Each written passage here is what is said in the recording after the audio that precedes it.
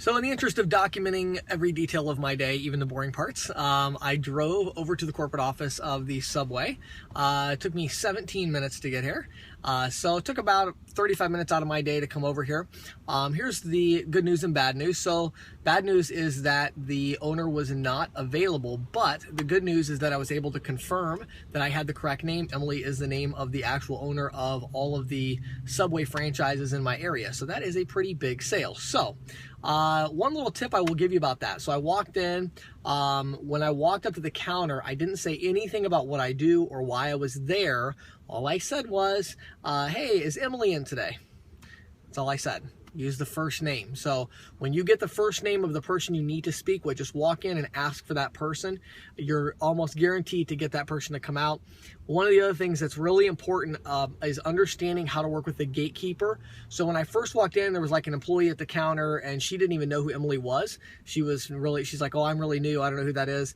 But then somebody else heard me, and it was somebody that I think it was like the store manager. And so she was like, hold on a second. And she went around and came back out and said, you know, no, she's not here. She, I guess, walked back to the corporate office section of the Subway. And so then she's like, you know, what did you need? You want me to take a message for you? And I said, no, that's fine. I said, she'll probably be back later today, right? And, you know, one of the things you want to do is you want to kind of, first of all, with the gatekeeper, again, it's so important when you walk in, you don't need to say what you're doing there, who you are, anything like that. Just ask for them by name, by first name, very confidently. Just walk in and say, hey, how you guys doing today? Is Emily here? Just very confident, very relaxed, and that's going to get them most likely to get that person to the front for you. The other thing is you're not trying to sell the gatekeeper. Don't try to sell the gatekeeper on a meeting. That's a big mistake. They're just going to end up thwarting your path because they know it's their job to protect the decision maker on these larger deals.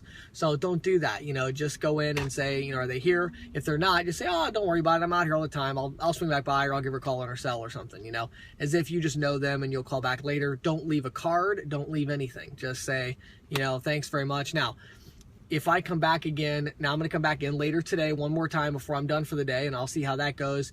If I still can't reach her today or like tomorrow, then I'll probably go ahead and call because I do have the phone number. And so I'll call and try to schedule an appointment that way, but it's so much less successful that way. It's always better to just walk in off the street and try to make the sale, try to make the contact that way than anything else. So anyway, so that was kind of a bust, but that's okay. A couple other businesses around here, so I'm going to go to them, and then I'm going to head back over to my street and start back where I was.